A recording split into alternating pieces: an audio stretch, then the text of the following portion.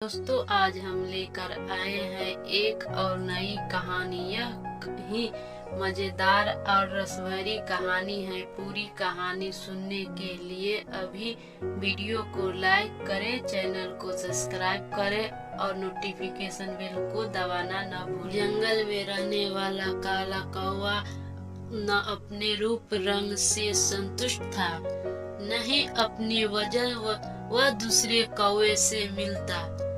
तो कौवे के रूप रंग की बुराई कर अपनी किस्मत को गुस्सा की उसने कौवा बनाकर इस धरती पर क्यों जन्म दिया। साथी कौवे उसे समझाते कि जैसे रूप रंग मिला है उसके साथ संतुष्ट हो रहो, पर वह किसी की बात नहीं मानता और उसके साथ लड़ता। एक दिन कौवे को एक स्थान पर बिखरे हुए ढेर सारे मोरों की पंख दिखाई दी। उसे सारे मोर की पंख उठाकर अपनी पूंछ में बांधा लिया और सोचने लगा कि अब वह भी मोर बन गया है और उसे कौवे की बिरादरी छोड़कर मोरों की बिरादरी में शामिल हो जाना चाहिए।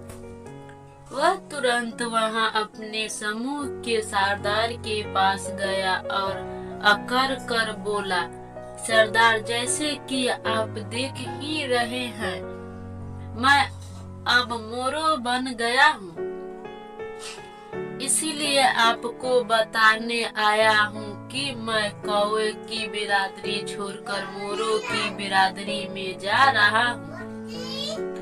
कौवे के सरदार उसकी इस गुस्ताखी पर चकित रह गया। वह कुछ नहीं बोला, बस उसे कौवे को जाता हुआ देखता रहा। कौवे मोरों के पास पहुंचा, यह साबित करने के लिए कि वह भी मोर बन गया है। वह उसके सामने अपनी पूंछ दिखाया कर घूमने लगा। उसकी सोच थी कि वह मोरों से भी सुंदर दिखाई दे रहा हूँ, इसीलिए उसे देख मोर उसे अपनी बिरादरी में शामिल होने जरूरी बुलाएंगे। मोरों ने जब उसे मोर पंख अपनी पूंछों में बांधकर घूमते हुए देखा तो उसे पर हंसे। फिर उन्होंने सोचे कि आज इस कौवे का मोर बनाने का भूत उतारता है।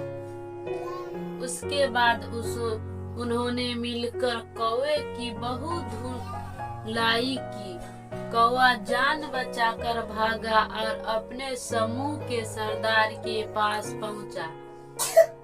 वह उसने बोला, सरदार, मोरों ने मुझे बहुत मारा, अब मैं उसके बीच कभी नहीं जाऊंगा। मैं यहीं अपनी बिरादरी में रहूंगा।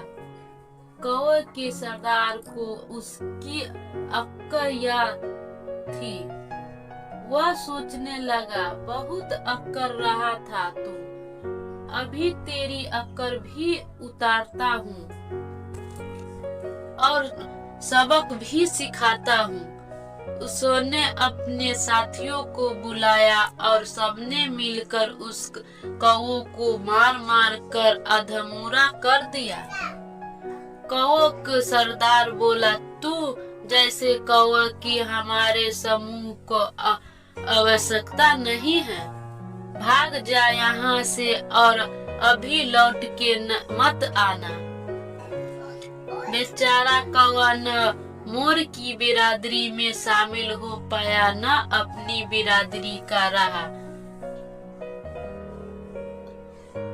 मरम्मत हुई सो अलग बिरादरी से वह मोरों जैसे सुंदर बनना चाहता था। हमने जैसे रूप रंग के साथ जन्म लिया है, जिसे परिवार और परिवेश के जन्म लिया है, उसका सम्मान करना चाहिए।